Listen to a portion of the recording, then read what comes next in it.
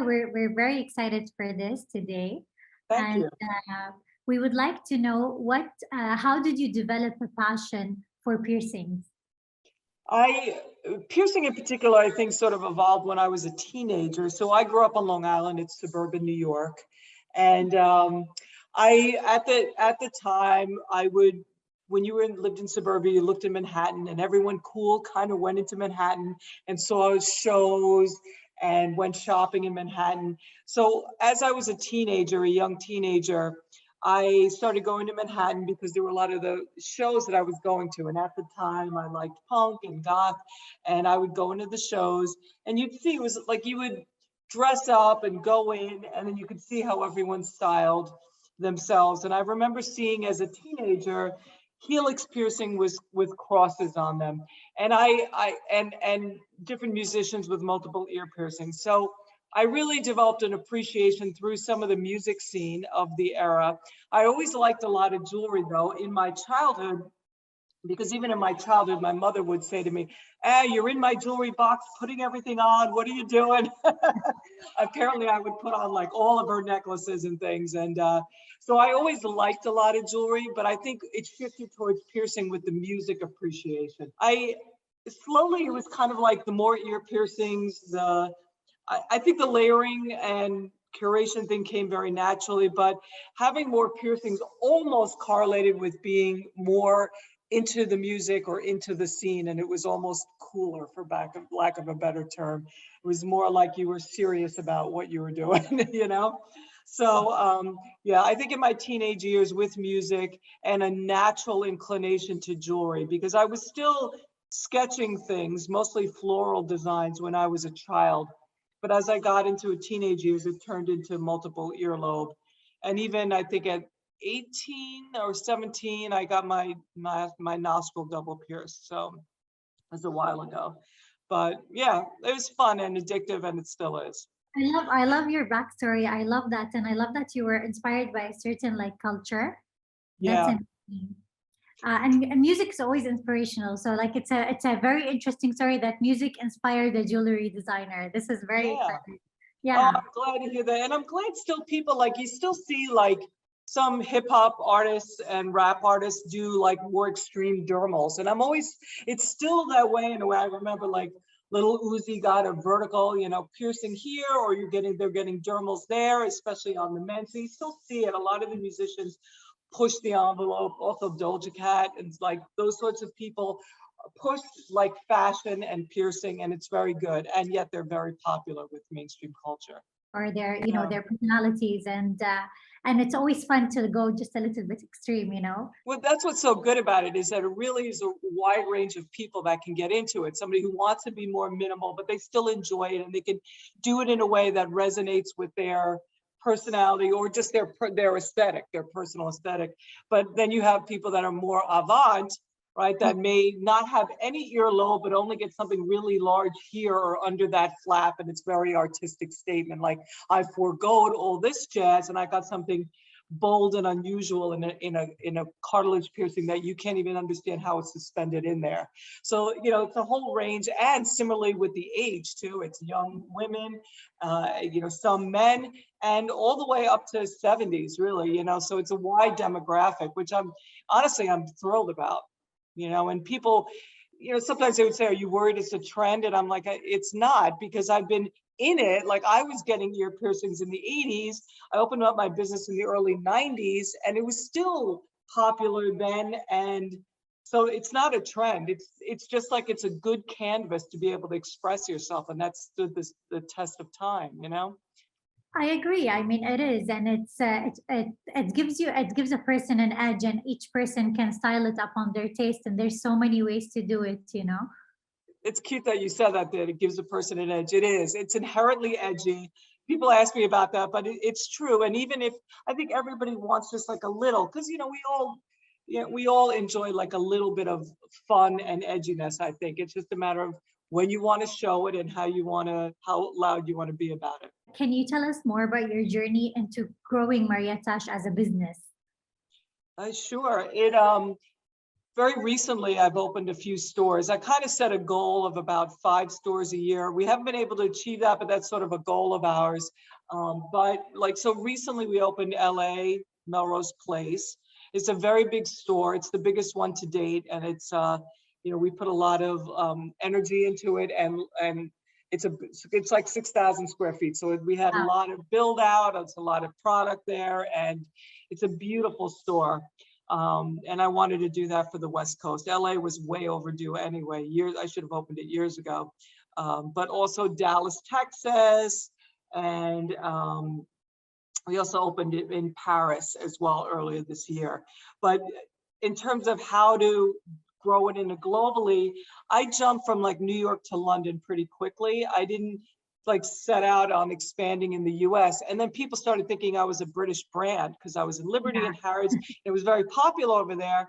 And I was like, no, I'm American, but I don't care where they think of, where they think the brand is from. But so as soon as we did well in London, the Middle East started opening up opportunities because so many people were traveling there from the Middle East. They're like, you should be here. You think this is good? You should come over to the Middle East. And so then that started with the Dubai Mall as a first location there. So I kind of went global before I opened domestically, and I kind of just went where a lot of the interest was. And early on, I think the interest was, it was New York and like London, Paris, like a lot of, when British Vogue wrote an article on me, it was very, very helpful. And then the Brits and the Parisian style leaders came in, and I found that was very validating. And that's what sort of led us into this path that was not so much US oriented. You have like recently opened in Kuwait. I've Yeah, been in Dubai for a few years. Yeah, yes. yeah. I And you're know, it's super about excited time. for it. We would have been open like 2 years ago if it wasn't I for COVID. I It was know. And hard. we've been waiting for you. Like we've been seeing the hoarding and we've been passing by the store, like waiting for Maria Tash to open up, and Yeah. we're super excited. So while opening in Kuwait, what do you think distinguishes the Kuwaiti market and the Kuwaiti women, to be exact, like your clientele in Kuwait? What do you think Well, I makes had some confidence about opening up there because we had done 2 pop-ups in Kuwait. yes. And so they were very successful. Like it was surprising and wonderfully surprising and exciting for the brand. I just thought maybe Dubai is a first step before Kuwait. And I always imagined Kuwait as a second step because we also had to figure out legally how to do it over there. It was a little bit easier in Dubai. And I actually had for the Kuwaiti pop-ups and even for the store opening, I designed pieces for them, meaning I was like, oh, I'll put 2 pairs hanging with 2 chains and I'll put it for over here. Like I felt confident to design for the area and that it would likely be well received. So that was one of the things I find very liberating and enjoying about being in the market. We're not shy. Uh-huh. We're not shy, yeah. I don't Uh, think like the world doesn't know that, and it's it was wonderful to see that because maybe it's changed now, but it like from the Western perspective, you don't know if you have to wear a hijab, are you not yeah, allowed to wear like what's going on, So yeah. I think it was very it's very interesting, and not just for jewelry, makeup, perfume, clothing. You guys do it really well. Thank you. Great Thank you. taste. This is a more of a business question, or like a more of Mm, an inspirational question, but yeah. how do you keep being updated and how do you keep developing as a designer? There's 2 aspects to my job. It's sort of CEO, where the expansion and looking at the cash flow and the profits. I mean, I have a finance team, but I have real-time data for how each store is doing, and I hit the button every 30 minutes, refreshing to see how everybody's doing. And then there's the designer aspect of things where I'm working on like making sure piercing angles, what kind of tools, what kind of software we need to deploy to make sure we have our piercers take the photos so we can quality control and make sure what people are doing around the world conforms to my piercing aesthetic. And then there's the design. How do you keep, being excited for design and coming up? How do you come up with new things? And coming up with the new things, which I think is your question was more towards, was you can look at some of the things that have sold really well and iterate on them. So for example, like a 3-spike eternity is not a high price point item, but how would I this is a very iconic and identifiable design. So, okay, maybe I'll make diamond spikes. That'll be the high ends of it. And now coming out, we have faceted metal spikes on it. So, you know, I can take a really successful design and think of how to next generation it. That's something that is comes to me pretty easily, thankfully. So that's one aspect. And then there's just like things that sometimes you see for like campaign, for example, we saw I patented something called a Tash helix and Tash hidden rook.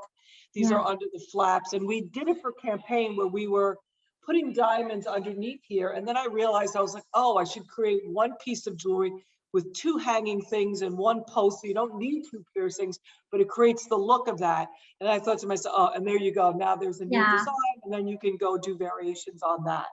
And then there's just looking around out in the world. There's things from like for example, inventing this piercing or under there. I love like interior design lighting. So like especially hidden lights that come out, peek out from crevices. And so, you know, that's sort of a metaphor for what I was doing with these flaps of skin. So the flaps of skin were like molding against the wall. Diamonds were like the light coming out of the molding. So you have molding and then you have light coming out behind it. So you have an ear flap and you have diamonds emerging out. So that to me, that was, you know, looking at that. So like a lot of the things that I like also, if it's larger scale, let's say it's a pattern on trim or on molding, and I'll be like, oh, that might be nice to emboss on a plate if I don't want to do a diamond piece. So it's really like there's a lot of stuff all over the place. How do you find it challenging to stay creative and to run a business? Because a lot of business owners or a lot of designers find like balancing both the creativity and the business side or the managing of the business are challenging. And there's always a saying, or I hear this all the time in the industry, that creative people can't run or manage their businesses. They need to like focus on the creative side and have someone run their business for them. Yeah. I think it's a great question. I hear it as well. I think it's a generalization, of course. I think, well, in the case of myself, which is, you know, I graduated with astronomy major as an undergrad, but I also took jewelry design. So the reason I bring that up is because I do think I am good with numbers. And I think running the like marking up what's the profit, how much of that profit can fund new product versus capex. So I think and my father was an engineer, so I feel like I had the numbers brain. Yeah. I'm good with that. I do think it's difficult to juggle it, but I think if you are not spending a lot of money, I think the urge when you're designing is like, I still now wish I had more money to create the big in my head, but you can't blow all the money on creating something that may never sell. So you have to do a balance of what sells and put a lot of creativity into that, and then do a couple of things that may be more fringe or more bigger, expensive, that may not sell every day, but is representative of something you want to see out there. So that's another emotional hurdle that you need to.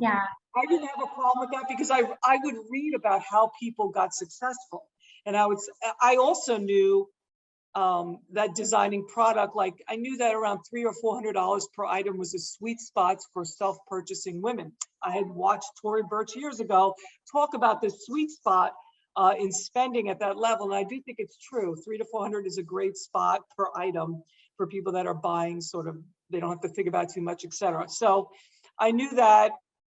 And I made sure the factory was paid right away. There were times where I didn't pay myself and I paid the other people first. And I knew that's what you do, but I had a belief that it would work. Like it's not even like I knew it would work. I knew it based on being in the business a long time. And I had faith in what I was doing. Yeah, but I mean, I admire this about you, that because the most successful people, they know what they're good at and they know their strong points and they know what points in their like habits or business or knowledge that they need help with, and they can bring someone. Like, I've been always curious, like, do you ever see Maria Tash expanding into more like more different jewelry or diverse jewelry, like rings or necklaces or like more items? Yes, it's true that we ended up, the earrings took off so well that I would sometimes design a finger ring or a necklace to go with it. It would not sell as quickly. And so I just sort of got more and more oriented in that direction. I definitely think that way. The price point's a little higher because I'm not working in costume, right? So, but yes, and I yearn to expand also into different categories. It's things that are coming.